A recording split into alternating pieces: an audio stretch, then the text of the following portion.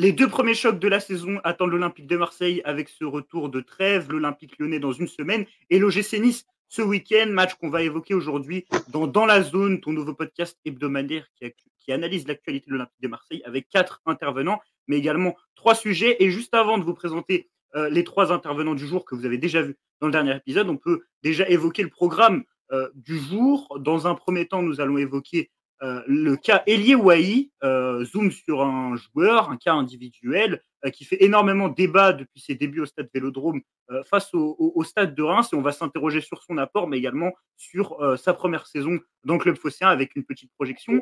On en viendra ensuite au premier gros test de la saison face à l'OGC Nice ce week-end qu'on va évoquer, notamment les forces en présence, la dynamique niçoise et l'opposition stylistique entre Roberto De Zerbi et Franck Hez, afin de finir sur un autre revenant, parce que Jonathan Klaus va revenir au stade Vélodrome ce week-end, mais également Valentin Rongier qui lui revient dans le groupe de l'Olympique de Marseille depuis un certain temps, et on va s'interroger justement sur le rôle qu'il pourra avoir cette saison. En parlant de rôle, les 3 rôles aujourd'hui du podcast à mes côtés, c'est une transition de merde, mais c'est une transition que j'assume. Par des joueurs qui ont l'habitude de tenir leur rôle, à commencer par Ilian. Comment ça va, Ilian? Ça va très bien, merci. T'es prêt pour ce podcast? Comment tu vas là en ce moment? Franchement, ça va. Et puis quand il faut parler de Wahi, je suis toujours prêt. Donc, on passe à Samy. Samy, pas d'Amin Harit au programme, mais de toute façon, on imagine qu'il va être décisif ce week-end parce qu'il a dit qu'il allait être décisif cette saison. C'est fini maintenant. À chaque match, il faut au moins être impactant sur au moins un but. Donc, surtout s'il veut que je réussisse mon prono de la dernière vidéo, il n'a pas le choix. Ouais, il n'a pas le choix et ce serait pas mal de le voir être décisif ce week-end face à l'OGC Nice. Le M en aura besoin. Tino, toi qui m'as dit en off que tu étais prêt à balancer des scooters sur Jonathan Klaus samedi. Alors, déjà, grosse journée au taf, les gars. On est tous... Il est 22h30 quand on enregistre ça, et donc les nerfs sont tendus. Donc moi, je pense à Klaus directement. Ça peut partir à tout moment. En plus, pour la petite anecdote, moi, je l'ai vu jouer à QRM. Voilà, je savais déjà qu'il n'avait pas beaucoup de... Voilà, il avait des qualités athlétiques, mais dans la tête... Ah là là. Voilà, je ne développe pas plus longtemps. Des dossiers à balancer déjà sur... les carrés vides pro année sans entourage. Tu veux déstabiliser l'adversaire, en fait. Les carrés vides pro année s'en souviennent, les gars. Il aimait bien le Dom Pérignon. Laisse-moi faire une transition géniale. En parlant de carré VIP, joueur qui est habitué au carré VIP, Elie Wahi, on va commencer. Je ne sais pas si vous avez vu les vidéos sur Internet où il balance du fric pendant un concert. Il adore ça. Je crois que c'est un concert d'un artiste peu recommandable en plus en ce moment. Justement, en parlant de l'actualité, est-ce que vous pouvez me parler des débuts d'Elie Wahi avec à l'Olympique de Marseille en un seul mot, chacun votre tour, et m'expliquer pourquoi le choix de ce mot? Ilian. En un mot, moi, c'est frustrant. J'attends d'un attaquant qui mette plus d'un but sur 3 matchs. Non, mais si on doit détailler un peu plus, c'est vrai qu'Elie Wahi, il est présent dans le jeu. Maintenant, voilà, il a dilapidé plusieurs occasions contre Brest. Je ne lui ai pas encore pardonné. Il est présent dans le jeu, mais ça nous a coûté déjà 2 points. Donc, j'attends plus de la part d'Elie. Moi, pour pas faire doublon avec Ilian, parce que je le rejoins totalement sur le côté frustrant, je dirais mitigé. Mitigé parce que je suis content d'avoir enfin un vrai neuf, un vrai attaquant. Il a toutes les qualités d'un attaquant complet. Et il a également, on le verra un peu plus tard, toutes les qualités d'un attaquant qui peut briller sous De Zerbi. Mais je pense que pour l'instant, le problème, il est plus mental qu'autre chose. Et j'ai bien peur que ça s'installe sur la durée s'il finit pas par trouver le chemin défilé très rapidement. On a frustrant avec Ilian, mitigé avec Samy et avec Tino. Moi, grand optimiste, vous me connaissez, je vais dire avenir, puisque s'il a un déclic, je pense qu'il peut faire oublier Mamadou Niang. Non, plus sérieusement, je pense que s'il a un déclic sous De Zerbi, ça peut être sympa. Et heureusement qu'on n'a pas pris Nketiah, parce que je pense qu'on va voir la fraude que c'est à Crystal Palace, et on aura l'occasion d'en reparler avec Ilian.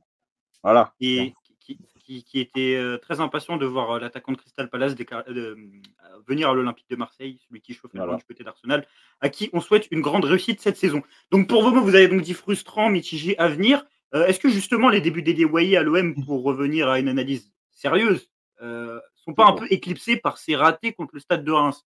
Je vous pose cette question parce que j'ai l'impression personnellement qu'on a un peu survalorisé dans notre analyse ces ratés-là, notamment en match particulier parce que l'OM ne le gagne pas au final, parce qu'il rate 4 occasions de but, si on se dit la vérité, notamment certaines où Greenwood lui met des caviars, d'autres qui se créent tout seuls. Mais globalement, c'est une prestation qui est complètement ratée devant le but. Mais dans le jeu, j'ai l'impression qu'on est plutôt sur un joueur qui est déjà beaucoup plus intéressant qu'au RC Lens. Je ne sais pas ce que vous en pensez. Moi, je suis d'accord avec toi, parce que en fait, les occasions, il se les procure. C'est quand même le premier en termes de expected goals de la ligue.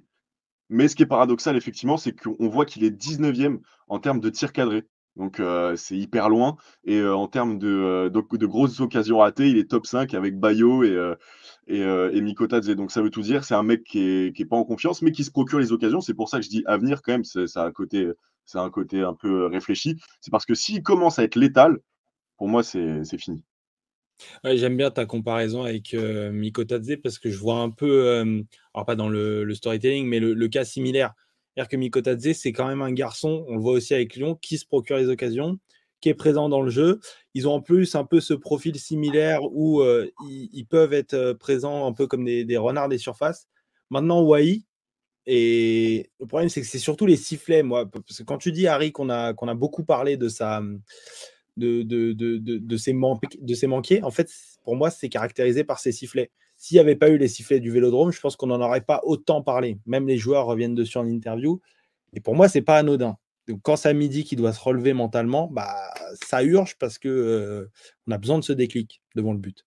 Dans le jeu, tu es globalement satisfait, Samy, j'imagine. Ou par rapport aux joueurs qu'on connaît, surtout sur la dernière saison à Lens, globalement. Oui, comme je l'ai dit dans la précédente vidéo d'ailleurs, moi, un attaquant qui se crée des occasions et énormément d'occasions comme il s'est créé contre Reims, ça m'inquiète pas parce que je me dis qu'en fait, il est juste pas dans un bon jour, surtout quand on connaît l'attaquant. On ne doute pas de ses qualités, on les connaît, ses qualités. Ça fait quand même plusieurs saisons maintenant qu'on les voit. Bah, on a de la chance, il était en Ligue 1, donc on les voyait chaque week-end. Donc je peux pas imaginer que du jour au lendemain, il est devenu mauvais, exécrable à l'OM. Je pense que c'est plus un problème mental qu'autre chose. Et je pense qu'il arrive à l'OM déjà avec une pression mentalement négative, mais que c'est une pression qui a été exacerbée par ce match contre Reims, parce que tu fais pas gagner ton équipe. Si à la limite on aurait gagné et il aurait eu ses ratés, ça serait peut-être passé un peu plus crème, comme on dit. Mais là, pour une première au Vélodrome à l'OM, tu peux pas avoir un accueil et un début aussi. Tu peux pas. On aurait pu dire, il aurait pas pu rêver mieux. Et ben là, il aurait pas pu avoir un cauchemar aussi gros que celui-ci. Tu fais ton premier match à l'OM au Vélodrome, tu te fais siffler quand tu sors à l'heure de jeu. Il n'y a pas pire. Donc forcément, ça l'a fait plonger mentalement et il va falloir être fort pour s'en relever. Moi, je trouve qu'il y a un côté positif. Pardon, Ariles, mais sur le fait qu'il y ait eu Aubameyang l'année dernière et qu'il y ait des joueurs qui aient vécu ça au sein du vestiaire, je pense à Harit, donc des leaders qui étaient là l'année dernière, peut-être qu'ils peuvent le prévenir aussi, le couver en lui disant écoute, c'est comme ça le Vélodrome. Voilà, même Aubameyang qui a été un top joueur européen en a fait les frais. Donc voilà, faut composer avec et peut-être que justement ça pourra permettre d'atténuer un peu cette appréhension qu'il peut avoir du Vélodrome. Après, il sait ce que c'est de toute façon. Enfin voilà, l'OM, le Vélodrome est connu pour être particulièrement exigeant, surtout avec le poste de neuf. Ça a été le cas de son joueur préféré, Drogba, pour son premier match. Et ça a été le cas encore plus ces dernières années parce qu'on a eu beaucoup de neufs qui se sont enchaînés. Et à chaque fois, on s'attendait à ce que le nouveau soit meilleur que l'ancien qui a été à chaque fois malheureusement moins bon. Donc forcément, il y a un passif en fait qui fait que aujourd'hui, il paye un peu pour tout le monde. Donc forcément, il est pas aidé, on va dire, par le contexte et par les dernières années à ce poste-là à l'OM. Puis il vaut mieux que ça lui arrive maintenant, en fait, qu'en cours de saison, parce qu'on l'a vu, par exemple, avec Lens, quand il s'est fait siffler à Bollaert, en fait, il n'a jamais remis le maillot lensois avec la même envie depuis. Moi, je pense que le fait que ça lui arrive en début de saison, j'ai envie de dire, c'est fait, c'est évacué. Comme tu as dit, Samy, il ne pouvait pas lui arriver pire. Et puis maintenant, bah, il a son coach, il a le vestiaire qui l'accompagne et on repart de zéro, en fait. En tout cas, nos abonnés sur Twitter rejoignent à peu près vos inquiétudes. Leur inquiétude principale est placée sur sa capacité à gérer la pression du stade Vélodrome. 71% des supporters interrogés sur Twitter estiment que la gestion de la pression d'Elie Wahi est leur source principale de doute quant à sa réussite au club. La deuxième correspond à ses qualités de finisseur, 26%, et la dernière à ses qualités dans le jeu, 3%. Moi, je trouve que c'est déjà une première Mais en tout cas, ses qualités dans le jeu, moi, c'était le plus gros doute que j'avais et je trouvais que la prestation la plus inquiétante jusqu'ici, c'était celle à Brest. Parce que Brest, je trouve qu'on a eu un joueur qui était déconnecté du collectif et qui n'avait pas vraiment un apport dans le jeu. Même s'il marque Et sur encore. penalty, ouais, j'avais trouvé ça déjà un tout petit peu plus intéressant qu'à Lens, mais assez compliqué. Et le match contre Reims, la première mi-temps dans le jeu, je la trouve vraiment intéressante. Alors certes, il n'est pas dans le bon tempo sur certains décrochages, mais on voit un joueur qui accepte le fait de faire un travail de l'ombre, d'effectuer un travail de l'ombre pour le C'est collectif. ça, il a de l'envie. Il a de l'envie, il montre qu'il veut réussir, il décroche, il ouvre des espaces pour ses coéquipiers. Et d'ailleurs, ce travail de l'ombre a déjà été décisif. L'ouverture du score contre le Stade de Reims, c'est lui qui est important. Contre Toulouse, il est impliqué sur le deuxième but. Moi, je trouve que justement, il y a un truc qui me plaît dans ses débuts. Ça peut peut-être sembler assez paradoxal parce qu'on parle du joueur qui a qu'un seul but et en plus un but qui n'est pas inscrit dans le jeu. C'est que je vois un joueur qui a envie, je vois un joueur qui essaye d'être intéressant dans le jeu et qui arrive à y être partiellement, et surtout un joueur qui accepte de faire le travail de l'ombre. Dans une équipe où tu as Mason Greenwood, toi qui viens d'être recruté pour 25-30 millions d'euros, faut aussi l'accepter, le fait de travailler pour lui, de travailler pour tes coéquipiers. Et pour un mec qui était la star à Montpellier, qui était la star à Lens, bah, je trouve que c'est déjà une première réussite. Moi, je ne sais pas ce que vous en pensez. Bah, je pense que surtout, ça peut l'aider. Alors, bon, le match de Reims, malheureusement, ne vient pas confirmer ce que je viens de dire. Mais ça peut l'aider dans le sens où c'est pas toi la star de l'équipe. Donc, si ça se passe mal, c'est peut-être pas toi qu'on va forcément cibler. Il n'est pas aujourd'hui, c'est pas la tête de gondole du projet. Clairement, la tête de gondole, l'étoile du projet aujourd'hui, c'est Greenwood, c'est pas Wai. Et je pense que c'est quelque chose qui peut l'aider, en tout cas dans un premier temps, de ne pas être constamment mis en avant, parce qu'il le sera de toute façon par la force des choses, par le contexte, etc. Mais de ne pas l'être autant qu'il aurait pu l'être si Greenwood n'avait pas été là. Je pense que c'est quelque chose qui peut l'aider, en tout cas sur ses débuts, où il doit encore prendre ses marques et aller mieux mentalement. En tout cas, Iliane, toi qui souhaitais voir Eddie Nketiah, qu'est-ce que tu attendrais en premier de Elie Wahi sur sa saison à l'OM, de marquer des buts, d'assurer statistiquement, ou vraiment de s'adapter au jeu de Roberto De Zerbi, ou directement les deux, sachant que c'est un jeune joueur? Bien sûr que pour disons, la durée du projet, je préférerais quand même qu'il s'adapte au jeu. Surtout que Wahi, c'est un joueur sur lequel on a investi 25 millions. Si on peut le garder pour aller jouer l'Europe, notamment la Ligue des Champions, il aura une grosse valeur marchande. Enfin, Wahi, ça reste quand même un gros potentiel de Ligue 1. Faut pas l'oublier. Maintenant, moi, pourquoi je voulais Nketiah, c'est parce que déjà, je trouve, au-delà de Wahi, notre attaque très jeune, que dans un contexte disons, où on a besoin d'expérience, aujourd'hui, sans Mason Greenwood, le jour où on n'a pas Greenwood, j'ai quand même peur qu'on n'ait pas cette capacité à être clutch devant le but, à assurer la finition. Et il ne m'a pas rassuré contre Reims. Maintenant, à voir, je pense qu'il a tout pour progresser tout au long de la saison, mais avec Nketiah, je me voyais bien avec un attaquant qui, lui, aurait assuré ça, mais avec un potentiel moindre, je le reconnais. Tu l'aurais vu plus clutch, Nketiah? Moi, j'ai du mal à me dire ça, tu vois? Parce que je sais pas si Nketiah arrive en pleine confiance s'il vient à l'OM. On l'a pas vu faire une saison pleine. Maintenant, moi, ce que j'aimais bien avec son profil, c'était déjà le jeu qu'il a connu sous Arteta. Le problème d'Nketiah, c'est qu'il a eu des périodes où, en tant que remplaçant, il rentrait, on l'a pas vu titulaire, en fait. Mais justement, c'était aussi un autre pari où on prenait un joueur un peu plus expérimenté, encore de première ligue, et qui était prêt à tout prix, de toute façon, à s'associer au profil de De Zerbi. Donc, pour moi, c'était un autre pari à tenter. Maintenant, voilà, on a fait le choix de Wahi. Dans les deux cas, j'ai envie de dire, c'est du gagnant-gagnant. On n'imaginait pas avoir de tels attaquants au début du mercato. Il faut juste voir si on ne le regrettera pas à la fin de la saison. En tout cas, par rapport à son apport dans le jeu, il y a aussi quelque chose d'autre qu'apporte Elie Wahi, c'est aussi de la polyvalence. On ne l'a toujours pas vu sur le côté gauche. Samy, tu l'as souligné en off avant qu'on tourne la vidéo, il y avait une déclaration où il déclarait qu'il préférait être sur un côté. Donc, je vais vous lire la déclaration, elle s'affiche à l'écran. On lui pose la question, où est-ce qu'il préférait évoluer, dans l'axe ou sur un côté? Réponse d'Elie Wahi, moi je dirais sur un côté. Perso, je n'aime pas l'axe car je ne touche pas assez de ballons. J'aime avoir le ballon dans les pieds et dans l'axe où on me demande de prendre la profondeur. J'ai tendance à venir chercher le ballon car quand tu fais des appels et que les ballons n'arrivent pas, c'est dur. Est-ce que cette déclaration, justement, elle n'est pas balayée par son début de saison où justement là, il accepte un peu le travail de l'ombre et justement des fois de faire des courses dans le vide, mais pour libérer des espaces pour ses coéquipiers? Pour moi, cette décla, en fait, elle est rassurante. Alors, encore une fois, peut-être que son début de saison n'illustre pas ce que je viens de dire, mais elle est rassurante parce qu'on voit, vous parliez d'envie tout à l'heure, on voit en fait que c'est un joueur qui a envie de participer au jeu. C'est pas un joueur qui a envie de rester dans la surface, c'est pas un renard des surfaces, c'est pas un joueur qui a envie de faire ses appels en profondeur et d'être servi. C'est un joueur qui a vraiment envie d'avoir le ballon dans les pieds et il le dit explicitement. Et en fait, c'est tout ce que demande De Zerbi à ses numéros 9. Il leur demande vraiment de participer activement au jeu pour faire briller les joueurs. Ça tombe bien, nous, on a d'autres joueurs à faire briller, en l'occurrence Greenwood, mais on pourrait en citer d'autres. Donc, pour moi, il colle parfaitement à ce que demande De Zerbi à ses attaquants. Et ce qui me rassure, c'est qu'il a cette envie-là. Et pour moi, l'envie, elle est importante parce que on parle d'un joueur qui vient du RC Lens. RC Lens, il a connu Franck Hez, et Franck Hez, il demande quelque chose de totalement différent à ses attaquants. Et on a bien vu l'an dernier, la saison dernière, que ça n'a pas collé. Le profil de Wahid n'a pas collé à ce que demande Franck Hez à son numéro 9. Et qu'il avait sûrement pas envie de faire ce que lui demandait son entraîneur. Là, on sait déjà que c'est pas le cas. Il a clairement envie de participer au jeu et on sait que c'est clairement ce que De Zerbi va lui demander de faire. Et puis après, je pense qu'on est obligé de le croire. On sait que c'est un joueur qui est adroit, balle au pied. Techniquement, il est assez propre. Il sait éliminer ses adversaires. D'ailleurs, c'est pour ça qu'il aime bien jouer sur le côté, rentrer un peu sur son pied droit pour trouver des décalages ou pour frapper. Donc pour moi, c'est vraiment une déclaration qui est rassurante.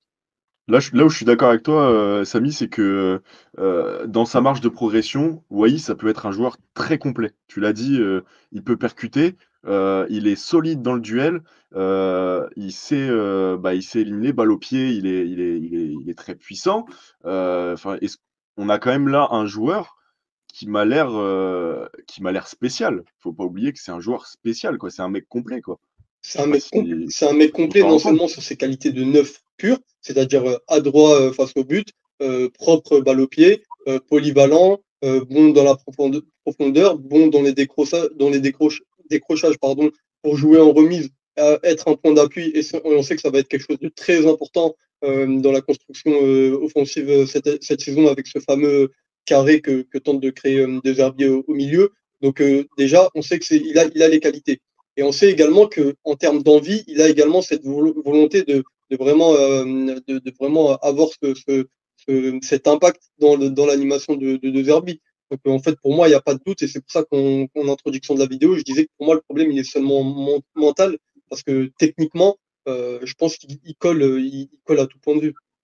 En tout cas, techniquement, il colle au jeu de Roberto De Zerbi. Il y a une chose qu'on a énormément soulignée et qui est très positive jusqu'ici. Moi, comme j'ai dit, selon moi, il y a son apport dans le jeu qui certes n'est pas encore, qui est certes encore perfectible et qui n'est pas encore optimal, mais qui est pour moi satisfaisant et qui laisse présager de belles choses pour l'avenir. Il y a aussi sa volonté de réussir et c'est quelque chose qui est souligné par ses coéquipiers, qui est souligné par son apport sur le terrain, mais aussi par Roberto De Zerbi. Roberto De Zerbi qui a déclaré en conférence de presse à la suite de la rencontre face au Stade de Reims, alors que son joueur était assez critiqué. C'est un joueur qui voulait vraiment venir, c'était celui qui avait le plus envie de venir ici. Donc tant que je le vois travailler, il pourra toujours trouver un grand frère en moi. S'il avait marqué 3 buts, vous auriez dit que c'était le nouveau Didier Drogba. Donc à lui de changer ses sifflets en applaudissements. Roberto De Zerbi soutient Eli Wahi. Qu'est-ce qu'on peut attendre justement du franco-ivoirien suite à ses débuts? Mitigé, mais il semble y avoir de l'espoir. Personnellement, moi, j'ai énormément d'espoir en lui. Je pense qu'il va réussir. Peut-être pas statistiquement sur sa première saison. Qu'est-ce qu'on en attend, du coup, d'Eli Wahi dans les prochaines semaines et sur sa première saison? Qui répondent, comme l'a très bien dit son coach, qui répondent sur le terrain et dans le jeu. Mais ça, je trouve qu'il le fait déjà. Il l'a fait contre Toulouse. Et statistiquement, parce que pour moi, on oublie aussi ça, mais il y a un mec sur le banc qui, lui, je pense, mettra des buts à sa place. Ça veut dire que le profil de Neil Maupay, moi, je le vois bien aller titiller Wahi.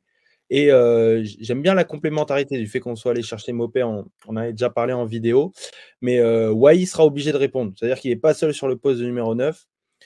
Et il va devoir enclencher sa saison, en tout cas en termes de buts. Puis Maupay va pouvoir le conseiller et à mon avis, si à ce stade de sa carrière, Wahi ne réussit pas sous De Zerbi, ça peut être compliqué. Et donc je pense que ça peut lui donner encore plus de motivation. Et moi, ce qui me rassure pour être dans la continuité de ce que je disais tout à l'heure, c'est que malgré son jeune âge, on est quand même sur un joueur qui a un qui a un jeu très épuré.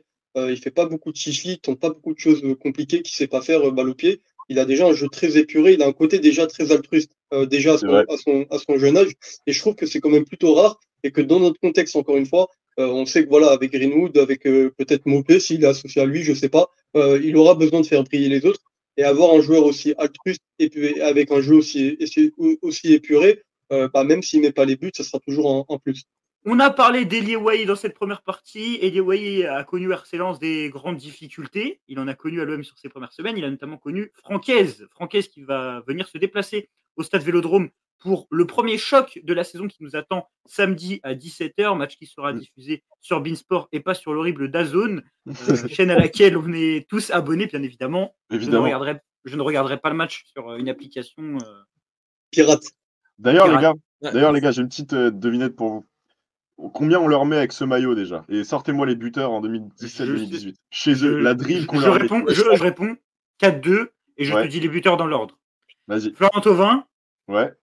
Lucas Ocampos. Germain, il marque, je crois. Ouais. Luis Gustavo. Exactement, le 4e. La frappe cardinale, il va de pas. Marseille à Janeiro, les gars. Mais ce maillot-là, je pense que tous ceux qui l'ont acheté ont mis Gustavo derrière. Et c'est pas Balotelli qui met un doublé de l'autre côté? Non, Seri marque en premier. Seri marque en premier sur un retour de corner. Ouais. Balotelli marque pas? Je sais plus trop. Peut-être le deuxième. Mais en tout cas, ce qu'il faut savoir, c'est qu'on leur met une drill quand même. C'est une période en plus où l'OM gagne tout le temps ses matchs contre Nice pendant 2-3 ans, où à chaque fois qu'on les joue, on gagne, que ce soit là-bas ou au Stade Vélodrome. C'est un peu plus compliqué justement sur les dernières années, notamment depuis l'arrivée de Jorge Sampaoli. On a eu déjà un premier match qui avait été compliqué là-bas. Il y a eu les événements qui s'étaient passés au mois d'août 2021. Qu'est-ce qu'on en attend de ce premier choc de la saison, Ilian?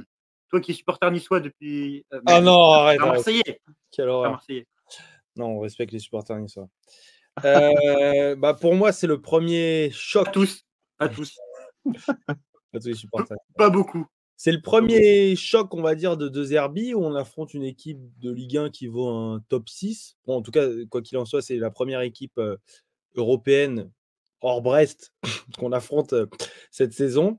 C'est là où c'est intéressant, c'est que c'est le premier duel de philosophie, en fait. On va avoir d'un côté Franck Hez, qui connaît très bien la Ligue 1, que nous, on connaît très bien en tant qu'adversaire, qui est arrivé à Nice cet été.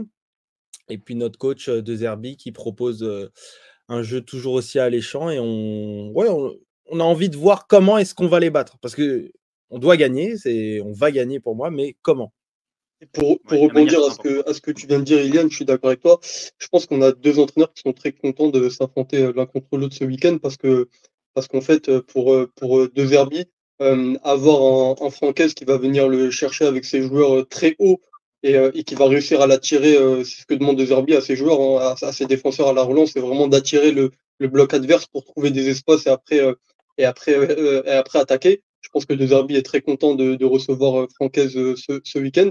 Et Francaise, je pense que lui aussi, il est content de recevoir une équipe qui va sortir, en fait, qui va chercher à faire du jeu, à avoir le ballon dans le dernier tiers, pour que lui puisse derrière attaquer en transition. On a vu que ça nous a fait pas mal du mal contre Brest, même s'il y a eu le résultat à la fin. Mais comme tu as dit, c'est une opposition de style et je pense qu'on va avoir un match qui va être plaisant à regarder ce samedi.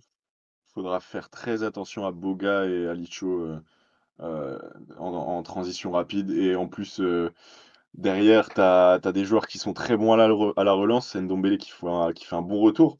Même Ndai Chimie qui est de retour depuis 2 matchs. Apparemment, je suis allé espionner l'adversaire. Apparemment, Ndai Chimie, gros niveau. Voilà. Après, il ne faut pas se fier au dernier match de Nice. Ils ont gagné 4-1. Bon, après, c'est contre Angers. Il y a une grosse entame. Ils se sont créés beaucoup d'occasions, mais Angers, voilà, il y a beaucoup d'espace. Par contre, on a une rencontre un peu comparative, même si tous les contextes se valent pas. Ils ont quand même rencontré Toulouse, bon, sur leur pelouse un peu dégueulasse. Et Toulouse s'est procuré. Ouais, elle est terrible cette pelouse. Toulouse s'est procuré 15 tirs. Donc ils ont tiré 15 fois. Et alors que contre nous, ils ont tiré 3 fois seulement. Ouais. Mais ce qui va être intéressant justement pour moi à suivre sur ce match-là, c'est que je pense que l'OM aura des occasions. Et là où on a beaucoup parlé de notre séquence Wai tout à l'heure, sur sa qualité sa capacité à être létale ou non, je pense que l'OM devra vite embarquer enrayer la machine parce qu'il y a moyen de leur faire très, très, très, très mal les Nice, surtout au Vélodrome. Et je pense que l'OM peut faire mal de deux manières différentes. En plus, je pense que l'OM peut faire mal avec ce que demande De Zerbi habituellement, c'est-à-dire ce jeu de position pour trouver des brèches dans le camp adverse.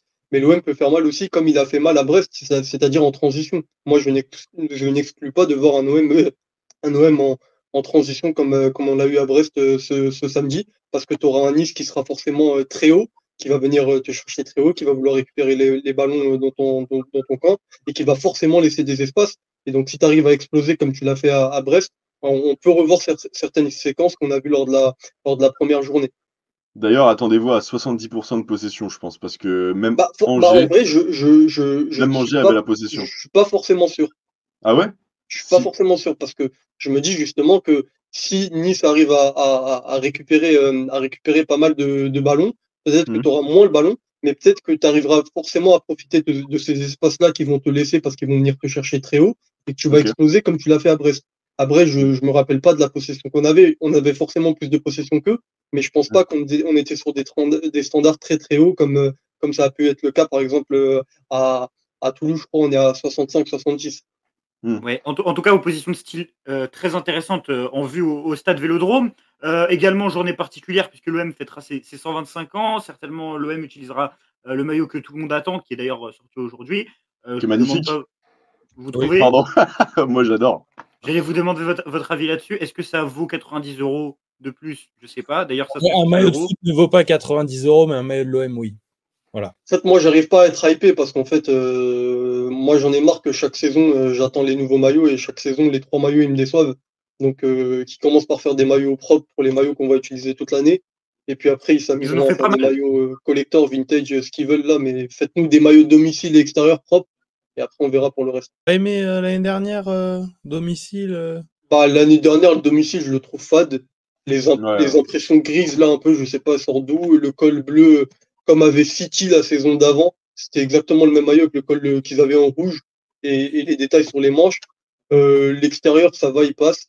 Mais les maillots, je les trouve de plus en plus fades chaque année chez Puma, surtout le domicile, en fait. Moi, franchement, les maillots de cette année, même l'extérieur, je le trouve un peu sympa. Sans plus. Ça dépend des souvenirs qu'il laisse aussi. Oui, c'est vrai. Je suis d'accord avec Tino pour le coup. De toute façon, on a quelqu'un dans le média qui a acheté 10 maillots, qui a acheté les 10 maillots de cette saison et qui les porte fièrement chez lui. Je pense qu'il va regarder le podcast dans tous les cas. Et d'ailleurs, qui nous a inventé le concept du maillot de gardien floqué avec un joueur dessus. Et ça, c'est très fort. Et mais j'y ai pensé, hein, parce qu'il est beau le maillot gardien. Par exemple, ça aurait pu être un maillot de joueur de champ. Mais ils font les choses à l'envers chez Puma. En tout cas, pour revenir au sujet principal, il y aura 65 000 personnes au Vélodrome, des tifos qui s'annoncent exceptionnels. Il y a des anniversaires de groupes de supporters, l'anniversaire du club. Ouais, ça va être sympa. C'est un peu grotesque contre Lyon, non? Opposition stylistique, gros adversaires, ambiance. Et puis Francaise, il a l'habitude, je crois, il a gagné 5 fois au Vélodrome déjà depuis qu'il est en Ligue 1. Il bat Sampaoli, il bat Tudor, et il te bat l'année dernière. Il te bat 2 fois, avec, je crois, c'était Larguet à l'époque. Non, il doit certainement gagner à l'aller contre Villas-Boas, mais Larguet, il y a match nul, il y a 2-2. D'accord. Mais je pense qu'il a 4 victoires. Ouais. Au Vélodrome, en tout cas, c'est souvent des déplacements réussis. Ça pas mal. Il sait dompter, on va dire, cette ambiance, donc je pense pas qu'il va être impressionné par ce qu'il va voir ce samedi. Mais après, pour les joueurs et surtout pour pas mal d'entre eux, c'est la première fois qu'ils vont jouer un derby sous le maillot de l'OM. Donc forcément, ça sera un plus pour eux. Après, ce qui change au niveau de Lens, là, c'est que Nice, Hez n'a pas eu trop le temps de faire bien rôder son effectif parce qu'il y a eu beaucoup de recrues tardives. On a vu Moukoko, Ali Abdi aussi qui sont arrivés il n'y a pas longtemps. Abdelmonem aussi, Bombito, etc. Bon, lui, il est suspendu en plus, mais donc ça, c'est cool. Je pense qu'on peut compter sur le manque d'automatisme et le fait que le Vélodrome soit très, très bruyant. En plus, Abdelmonem va arriver, je crois qu'il est arrivé dans l'effectif il y a une semaine. Donc peut-être il vient d'arriver, il découvre la Coupe d'Europe, peut-être qu'on peut compter sur des bévues un peu à la con, tu vois. Mais totalement, parce qu'en fait, tout à l'heure, on parlait d'opposition de style, mais il y a aussi une opposition de contexte. En fait, toi, tu arrives avec pas mal de certitudes quand même si tu n'as fait que 3 matchs. Aujourd'hui, on sent quand même un peu la patte de Zerbi et les joueurs ont compris. Merlin l'a dit en interview, les joueurs ont compris ce qu'il leur demande de faire. Donc toi, tu arrives avec des certitudes et en face, tu as une équipe qui est clairement est en rodage. Tu as des joueurs qui sont arrivés tardivement, comme tu l'as dit. Tu as énormément de blessés. Tu as Mofi, tu as Sanson, tu as Bombito qui sera suspendu, le défenseur central. Bah, Boudaoui. ce qui n'est pas forcément une mauvaise nouvelle pour Bombito. Ce qui n'est pas une mauvaise nouvelle, mais en fait, ce que tu as là derrière, c'est Dante, 40 ans, et honnêtement, pour avoir vu les premiers matchs de Nice, on est clairement sur la saison de trop. Donc, tu as encore une équipe en rodage, et puis surtout, on sait que Franquès, c'est quand même un jeu qui est très énergivore, et on peut parier, on C'est peut ça. penser qu'ils ont fait une prépa très lourde cet été, contrairement à nous. Nous, on a vu qu'on avait les jambes dès le match contre Brest. Eux, je pense qu'ils sont programmés pour être performants un peu plus tard dans la saison parce qu'ils auront la Coupe d'Europe. Et on a clairement senti que sur les 3 premiers matchs, ils avaient les jambes lourdes. Donc je pense que là, avec la trêve, ça va un peu mieux. Mais on l'a vu sur les premiers matchs contre Auxerre et Toulouse, ils ouvrent le score et c'est ce qui existait déjà avec le lance de Francaise. Ils ouvrent le score et ils n'arrivent jamais à faire le break parce qu'ils n'arrivent jamais à finir les matchs. Ils ont un jeu très énergivore. Et en fait, 2 fois, ils se sont fait rejoindre au score. Et il y a même Auxerre qui a réussi à revenir puis à gagner le match derrière. Donc ça aussi, faudra faire attention. Et je pense que là-dessus, on a un peu l'ascendant. Pour rebondir d'ailleurs sur le jeu énergivore, les victoires de Hez dans les gros contextes, ça passe toujours par des, on va dire, surperformances, mais des grosses perfs de ces pistons. Là, je pense qu'on a tous redécouvert Frankowski au Vélodrome. Plus d'une fois, il nous a montré qu'il ne valait pas que 4 millions quand ils sont allés chercher. Là, on précise quand même que c'est du coup Jonathan Klaus et Melvin Barr. Klaus accueilli dans un contexte pareil. Alors, Il va avoir le short marron, les gars. Je vous l'annonce. je ne remets pas en question sa performance, mais moi, je l'ai vu pendant le rassemblement des Bleus. J'ai vu son début de saison, même si sur la victoire de Nice face à Angers, il est homme du match, mais parce que de toute façon, dans les équipes de S, ce sont les pistons qui performent le plus. Il marque contre Toulouse, non? Il marque aussi contre Toulouse. Il marque contre Toulouse, passe décisive contre Angers. Mais il est très émoussé. En fait, Klaus, c'est comme on l'a eu à l'OM, c'est un joueur qui est très efficient. Ça veut dire que sur le peu de ballons qu'il va avoir, il va être impactant, il va réussir à faire une passe décisive ou mettre un but. Mais il a les mêmes défauts, il est émoussé, il n'arrive pas à faire les allers-retours, il n'arrive pas à finir les matchs. Donc je pense que c'est ce Klaus-là qu'on verra, surtout qu'il a fait la trêve, il a joué un match avec l'équipe de France. Donc je pense que le contexte risque aussi de lui manger énormément d'énergie. Et quand on a un côté gauche, le dernier quart d'heure sera composé sûrement de Quentin Merlin et de quelqu'un d'autre à gauche. De Rowe. De Jonathan Rowe. Il va dynamiter. En tout cas, par rapport à Jonathan Rowe, s'il est dans la continuité de ses matchs contre ses anciennes équipes, normalement, on va jouer à 12. Parce que franchement, quand il jouait contre le RC Lens, c'était une comédie. On se demandait s'il jouait avec l'OM ou s'il jouait avec le RC Lens. Le raté sous Tudor. Ouais, à domicile, mais même quand tu regardais les matchs, il n'avait pas envie de jouer. Et il jouait avec eux la plupart du temps. Moi, c'était criant son implication contre le RC Lens. Retour qui va être particulier au Stade Vélodrome. Alors, juste avant de parler un tout petit peu plus de Jonathan Klaus, notamment le contexte qui va entourer son retour au Vélodrome, vous voyez actuellement le 11 niçois avec Boulka dans les cages, un 3-4-3, logiquement cher à Francaise, avec Dante en défense, Ndiaye Chimillé, Abdelmonem, l'Égyptien qui vient d'arriver, Klaus, Ndombele, Rosario, Melvin Bard sur le côté gauche qui va donc être face à Mason Greenwood toute la rencontre, Mohamed Ali Chaud, Guessant et Jérémy Boga, originaire de la région et qui a signé à l'OGC Nice il y a maintenant 1 an et quelques mois. Le retour de Klaus, justement, sans être trop long, est-ce qu'on s'attend à un accueil particulier? On sait que ça a été très tendu avec la direction de l'Olympique de Marseille, avec certains supporters même sur les réseaux sociaux. C'est un joueur que je n'aime pas, personnellement. Je ne l'aime pas depuis 2 ans, depuis son arrivée à l'Olympique de Marseille que je n'apprécie pas. Mais personnellement, j'en ai un peu rien à foutre de son retour. Je trouve que oui, en fait, il ne faut pas tomber dans la méchanceté, quoi. Ça reste un être humain, bon, avec ses défauts, parce qu'on sait qu'il n'a pas toujours été sérieux. En fait, pour le connaître depuis longtemps, comme je l'ai dit en début de vidéo, c'est un mec qui a l'habitude de sortir beaucoup. Bon, c'est comme ça, c'est un mec qui est comme ça, et je pense que c'est ce que Benassia a pointé du doigt aussi. Il ne faut pas l'oublier, c'est un mec qui manque de sérieux parfois, et je pense que les supporters ne l'auront pas oublié, et on connaît le châtiment du Vélodrome, il tombe très facilement. Donc voilà, mais nous, en tout cas, notre rôle, on peut tempérer de notre côté. Voilà, c'est pas non plus, faut pas que ça devienne. C'est pas Valbuena en 2015. Voilà, Voilà. c'est ça. Je pense qu'il faut prendre un peu de hauteur. C'est un garçon qui était dans le projet. On lui a dit qu'il ne pouvait plus faire partir du projet. Et maintenant, il C'est va un bon rencontrer garçon. une équipe qui s'est remise en forme et très bien sans lui. C'est-à-dire qu'on arrive à faire mieux sans Klaus. On a trouvé une meilleure organisation. Il n'avait pas le niveau pour continuer sous De Zerbi. Donc, qu'il aille s'amuser avec Nice, mais pas contre nous. Justement, pour cette rencontre face à l'OGC Nice, l'OM va avoir un absent en défense, l'absence de Leonardo Balerdi qui est suspendu. Et justement, vous avez donc concocté vos 11 probables. Alors, Martin et Iliane, ça tombe bien puisque vous avez exactement le même. Vous ne mettez pas le remplaçant de Jonathan Klaus depuis le début de saison sur le couloir droit, mais bien Bamo Meïté, que vous voyez titulaire. Hein. Votre composition s'affiche actuellement à l'écran. Geronimo Rulli, Bamo Meïté, Cornelius Brassier pour pallier à l'absence de Leonardo Balerdi, Quentin Merlin, latéral gauche, et puis après, c'est du classique, Kondobia, Højbjerg, Harit, Greenwood, Wai, LH. Pourquoi ce choix de remplacer Amir Murillo par Bamo Meïté, Iliane? Pour moi, Murillo a montré quelques lacunes au début de saison, notamment défensive. Ce que j'aime avec le profil de Bamo Meïté, bien qu'il n'ait pas rassuré, notamment durant la prépa, à ce poste de défenseur central latéral droit, c'est toute la garantie défensive qu'il va te donner. Dans un match où c'est 3 attaquants qui vont tourner autour en fait, de notre surface, donc Boga, Alicho et Guessant, et que tu n'as pas Balerdi en meneur, en patron, et surtout pour garder en individuel, notamment Evan Guessant, avoir cette garantie avec Bamo Meïté, qui, en fait, cette garantie numérique qui reste derrière à côté de Cornelius et Brassier, pour moi, c'est la meilleure façon de limiter la casse parce que oui, Balerdi va nous manquer et on risque pas d'assurer ça avec Murillo. Et je vois Meïté plus rapide que Murillo. Vous m'arrêtez si je me trompe quand même. Défensivement, oui, je peux, oui, défensivement, oui, je peux comprendre. C'est pour ça que je le mets, parce que les 3 fusées qu'il va nous envoyer Eze, en la personne de Boga dans la profondeur, bah, surtout Boga vu que ça va concerner le couloir Ouais. gauche. Balerdi sera pas là pour couvrir.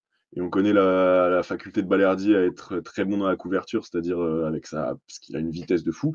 Brassier Cornelius, ça galope, mais pas autant que Balerdi. Donc je pense que c'est utile quand même de mettre un mec qui peut apporter ce truc-là.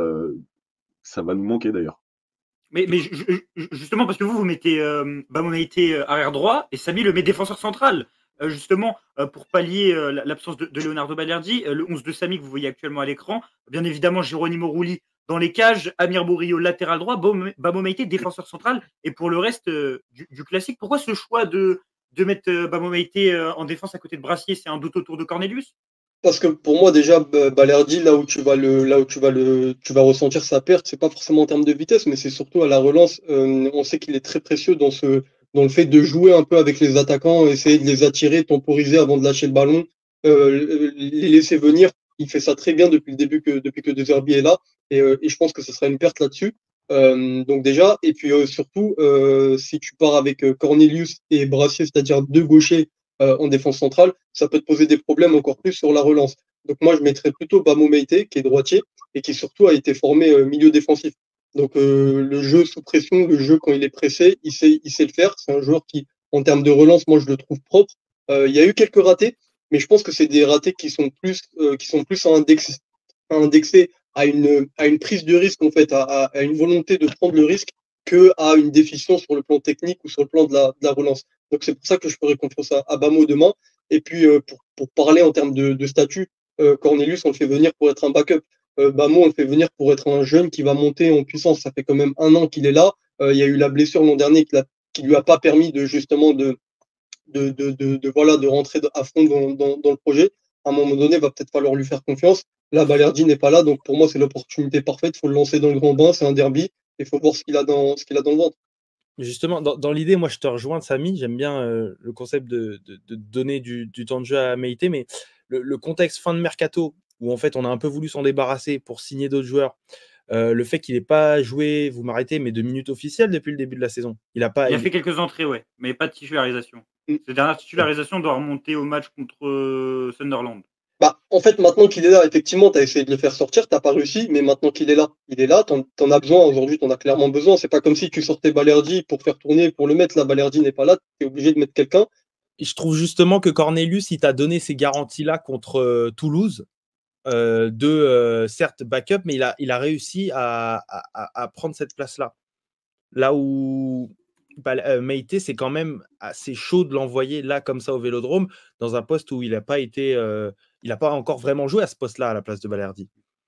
Il n'a pas joué à ce poste-là, mais je pense qu'il a plus les qualités, surtout en rapport à l'adversaire que tu vas accueillir demain. Il a plus les qualités pour remplacer Balerdi que Cornelius, déjà parce que c'est un droitier. Tu auras un droitier, un gaucher dans ta charnière. Et puis parce que, comme je l'ai dit, c'est un joueur qui est à l'aise balle au pied. Il me rassure un peu plus que Cornelius, même si Cornelius, je trouve qu'on lui fait des reproches qu'il ne mérite pas à ce sujet-là. Il me rassure un peu plus. Le jeu sous pression, il sait y faire. C'est un joueur qui a été formé milieu défensif et demain, samedi plutôt, tu vas être énormément pressé. Tu auras besoin d'attirer les attaquants comme le fait Balerdi et je pense que Meïté peut réussir à le faire. Et je pense qu'il a vraiment envie de réussir et je crois que ça peut être un match référence pour lui à l'OM, enfin. En tout cas, on espère que ça sera un match référence pour lui à l'OM et aussi pour l'Olympique de Marseille, qui a eu 2 semaines de préparation. Pour finir sur cette analyse d'avant-match d'OM-Nice, moi, si je devais faire sauter un des 2 défenseurs centraux, vous allez être surpris, mais je ferais sauter Lilian Brassier, qui a eu énormément de mal sous pression lors de ses premières rencontres. Et là, on va être face à une équipe qui va énormément presser. Donc, je pense que peut-être que pour le rassurer un peu, pour pas à ce qu'il fasse ce match de trop, qu'il le plonge définitivement dans le doute, peut-être lancer Cornelius, qui a été un peu plus intéressant que lui sur le dernier match, et faire une charnière Cornelius. Après, c'est vrai que ce sera un peu compliqué parce qu'il est là depuis le début de la préparation, que Cornelius n'a pas forcément évolué axe gauche, peut-être sur le premier match de la saison. Donc, à voir. En tout cas, on a beaucoup parlé de ce rôle arrière-droit défenseur central. Depuis le début de saison, on parle de Meïté, on parle de Murillo, on a parlé de Kylian Sidia en termes de recrutement. Mais est-ce qu'il ne s'agirait pas une nouvelle fois d'un rôle hybride qui serait occupé par Monsieur Polyvalence? Attention. Par Monsieur Polyvalence. Puisque c'est notre 3e sujet de ce podcast, Valentin Rongier, il est de retour. L'entrée en piste. Il est de retour de blessure. Il n'a pas joué depuis pratiquement 1 an. C'est un joueur qui est très clivant auprès des supporters de l'Olympique de Marseille, entre ceux qui estiment qu'il devrait avoir sa place en équipe de France et ceux qui clament sur tous les toits qu'il est un gros nulard qui ne mérite pas de jouer à l'Olympique de Marseille. Très difficile de trouver un entre-deux sur ce joueur. Qu'est-ce qu'on en attend de Valentin Rongier cette saison? Je commence en premier. Lorsque la prépa a commencé, c'était des signes de vie. Maintenant qu'on a des signes de vie, qu'est-ce qu'on en attend? Chacun votre tour. Iliad. Écoute, je vais rebondir sur ton mot. Clivant, justement, Valentin Rongier, c'est quelqu'un qui, dans le milieu du foot, et notamment avec ses coachs, a toujours fait la différence. Dès le départ, moi le plus marquant, c'est son interview lorsqu'il parlait de Sampaoli, où il disait qu'en fait, il ne faisait pas partie des plans et que petit à petit, il s'est fait sa place. Mais Valentin Rongier, ça a toujours été un garçon comme ça. Là, on a l'impression qu'il part de très loin. Il avait quand même le brassard. Hein. Il a fait une blessure de 6 mois. Et moi, j'ai aucun doute sur le fait qu'il va arriver à se trouver sa place de titulaire dans cet effectif. Maintenant, où? C'est la question. Je ne sais pas quelle utilisation va faire De Zerbi de notre ex-capitaine. On a encore vu aujourd'hui l'info qui disait que De Zerbi l'appréciait beaucoup. Ça ne m'étonnerait pas, moi, qu'il prenne la place de Kondogbia après avoir son utilisation. Tout dépend de son utilisation. Si c'est une utilisation en numéro 6, pour moi, c'est à oublier. Parce que beaucoup de gens pensent que Rongier est un numéro 6, mais c'est pas du tout le cas. Il l'a jamais été, même pas sous Tudor dans le double pivot. Et aujourd'hui, on a un double pivot également avec De Zerbi. Pour moi, Rongier, là où il doit évoluer, c'est en tant que relayeur. Parce que c'est un joueur qui a un gros abattage et dans le cœur du jeu, il va réussir à récupérer des ballons et il va aussi réussir à se projeter. Parce que ça aussi, c'est un poncif qu'on entend beaucoup, c'est un mensonge même, que Rongier ne se projette pas. Alors que les stats le disent, c'est un joueur qui se projette énormément, balle au pied et par la passe. Et en fait, là où on est frustré avec Rongier et là où il subit toutes les critiques, c'est parce qu'en fait, il a du mal, une fois qu'il s'est projeté, une fois qu'il est arrivé dans le dernier tiers, il a du mal dans la création. Mais justement, si on a toutes ces frustrations liées à Rongier, si on entend plein de gens dire ouais, Rongier devant, il a du mal, il n'a pas une bonne frappe, il sait pas créer. Mais si on le critique autant, c'est qu'on l'a vu plusieurs fois arriver devant. Donc dire que c'est un joueur qui se projette pas, c'est quelque chose qui est totalement faux.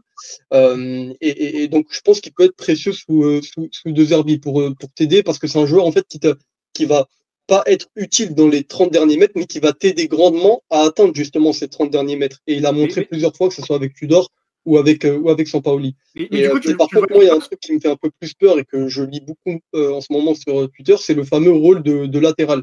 Il faut pas croire du tout que Rongier serait capable de faire en tant que latéral ce que fait actuellement Quentin Merlin. Il y a beaucoup de gens qui font la comparaison, mais la comparaison, elle n'a pas lieu d'être. Quentin Merlin, c'est un milieu latéral qui va animer le demi-espace, qui va permuter avec Luis Enrique, à qui on va demander d'être incisif, balle au pied. Rongier ne peut pas et ne sait pas faire ça. Et c'est un joueur intelligent, donc je sais qu'il essaiera pas de faire quelque chose qu'il ne sait pas faire avec Sampaoli, parce que les gens ils reprennent beaucoup l'exemple de Sampaoli.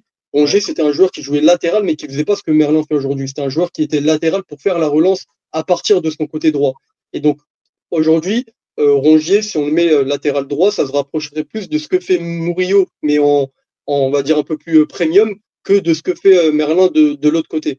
Donc, il ne faut pas faire la confusion, à mon sens. C'est ça que j'évoquais justement, c'était plutôt ce rôle de latéral droit, défenseur central, parce qu'en plus, être dans le groupe des relanceurs, c'est quelque chose dont il a eu l'habitude sous la mandature d'Igor Tudor aussi, parce que l'OM a souvent fait une relance à 3+1 avec Rongier qui s'incorporait en défenseur central. J'allais le dire, contre Paris, il joue défenseur central, les 2 fois d'ailleurs, sur la phase retour, il fait 2 matchs où il fait défenseur central. Est-ce qu'on n'aurait pas le rôle optimal là pour Valentin Rongier, Martin? Toi, tu le verrais bien dans ce rôle-là? En fait, je suis plus un partisan de Rongier en avaleur de kilomètres, donc milieu relayeur, là où Samy a pointé du doigt. Après, Rongier, je vous avoue que moi, ça fait longtemps, je vais être beaucoup moins m'étendre sur le sujet parce que je suis moins expert. Par contre, ce que j'attends de lui vraiment, c'est son intelligence qu'on a mentionnée. Pour moi, c'est un joueur qui fait partie de la trempe des Ben White, toujours là à vouloir comprendre, etc. En fait, je pense qu'il va finir entraîneur d'ailleurs. Et après, voilà, je lance des petits paris comme ça. Je me mouille pas trop, à mon avis. Je sais pas ce que vous en pensez, vous, mais c'est un joueur très intelligent.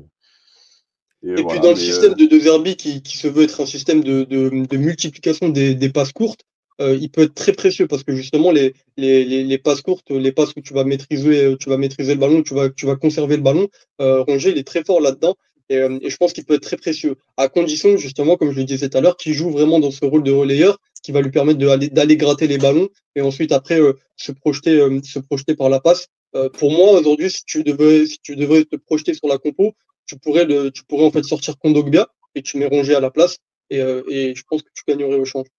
Surtout qu'il ne faut pas oublier qu'on a quand même plusieurs possibilités d'animation. Là, on reste sur les 3 derniers matchs où on se sait avec Quentin Merlin et Luis Enrique qui animent le côté gauche, un côté droit où on donne toutes les clés à Mason Greenwood, à Minarit qui joue très proche de l'attaquant et de la surface. Mais on a quand même des possibilités avec l'effectif qu'on a de faire plein de choses. On n'a pas vu encore ce qu'on peut faire avec Carboni, on n'a pas vu ce qu'on peut faire avec Ismaël Koné.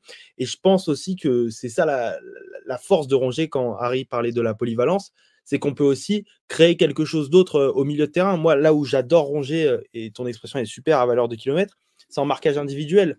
Dans une position alors non pas de 6, mais vraiment de milieu défensif qui prend à la culotte l'adversaire direct, moi je trouve qu'il peut être hyper intéressant. Et accompagné d'Ismaël Koné et d'Olsberg, par exemple, il y a quelque chose à Pour moi, il lui faut absolument un 6.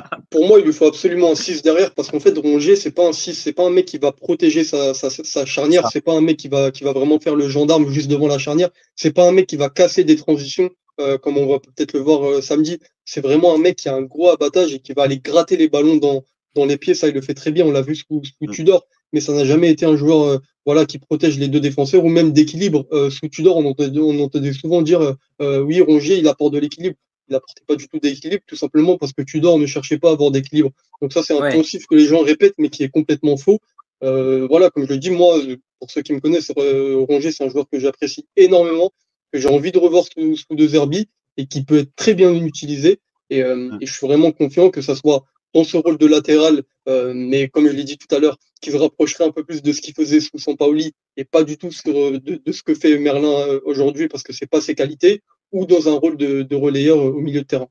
Mais en tout cas, il y a un doute qu'on n'a pas exprimé sur Rongier, c'est que depuis tout à l'heure, on parle de son utilisation tactique, on parle de son passé avec Tudor et Sampaoli, Mais la blessure, Ouais, elle a pas eu un impact sur le joueur. C'est une machine. on Non, verra. franchement, Après, Ouais, chaque c'est joueur une répond différemment. On a eu l'exemple avec Harit où on se disait il va jamais revenir à son niveau et on a vu que sur les premiers mois, non mais Non. sur les premiers mois, en tout cas sur les premiers matchs, je sais sur pas les si vous premiers. vous souvenez, il était bluffant Harit Ouais, physiquement. Ah oui. Rongier, on sait que c'est un mec qui a une hygiène de vie qui est irréprochable. très rigoureuse. On sait qu'athlétiquement il travaille beaucoup.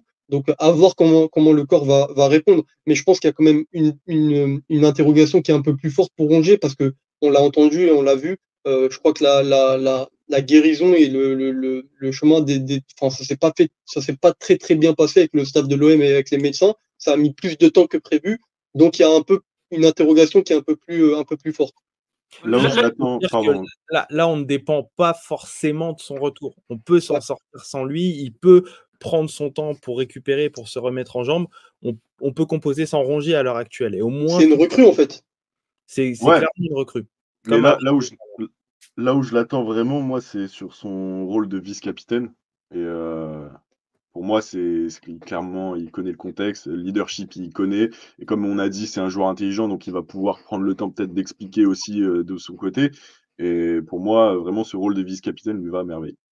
Ouais, rôle de vice-capitaine dans une équipe, il y a déjà énormément de leaders déjà un peu sur Ouais. le terrain. On a plus. Balerdi, Osberg, Osberg. le milieu de Ouais, terrain de mais l'Olympique de justement, Marseille. je trouve Osberg. que ça serait bien que Rongier revienne le plus vite possible parce qu'on dit leader, mais moi je trouve qu'on manque de leader. Balerdi, mine de rien, son statut, c'est encore nouveau, c'est encore récent qu'il a ce statut de leader et de mec qui s'est imposé. Højbjerg, il a ce statut de leader parce que c'est son naturel, c'est son caractère, mais il est là depuis 2 mois. Donc on n'a pas ce mec-là qui est là depuis longtemps et qui est installé. Balerdi, il y a encore un an, il se faisait siffler par tout le Vélodrome. Donc je trouve que vraiment Rongier, il faut vraiment qu'il revienne et que justement il récupère ce rôle de leader. Bah Samy, je vais te demander de te mouiller et je vais demander aussi à Martin et à Iliane de se mouiller.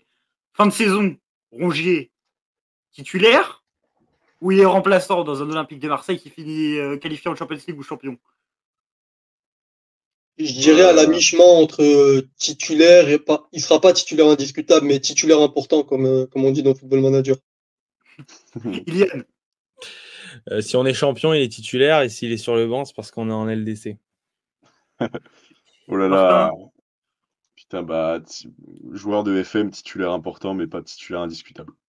Ok, on verra. Ça dépendra certainement aussi du mercato de janvier et de son positionnement, du choix que Roberto De Zerbi fera. Les blessures de Kondogbia aussi. On les connaît. Ouais, peut-être des blessures de Kondogbia. Bon, je pense qu'il y a 2 joueurs qui passeront devant Roger, notamment peut-être Ismaël Koné. Ouais, c'est ce que je me dis.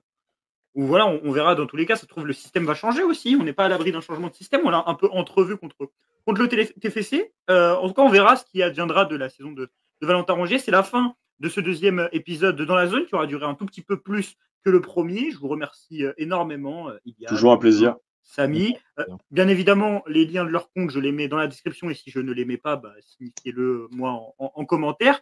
Ce podcast sera bien évidemment découpé en plusieurs épisodes. Si vous nous avez écoutés sur Spotify, sur YouTube, n'hésitez pas à vous abonner et à liker la vidéo pour nous aider pour le référencement. Et puis, on se dit à la prochaine avec, on l'espère, une victoire de l'Olympique de Marseille. Juste avant de terminer, Martin, tu m'as dit que tu n'avais pas de permis moto. Pourquoi tu as acheté un scooter tout récemment pour le balancer sur Klaus?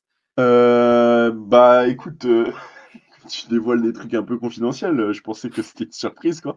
Mais écoute, si c'est une exclue Massilia Zone, moi je veux bien. On se dit à la prochaine et allez l'OM.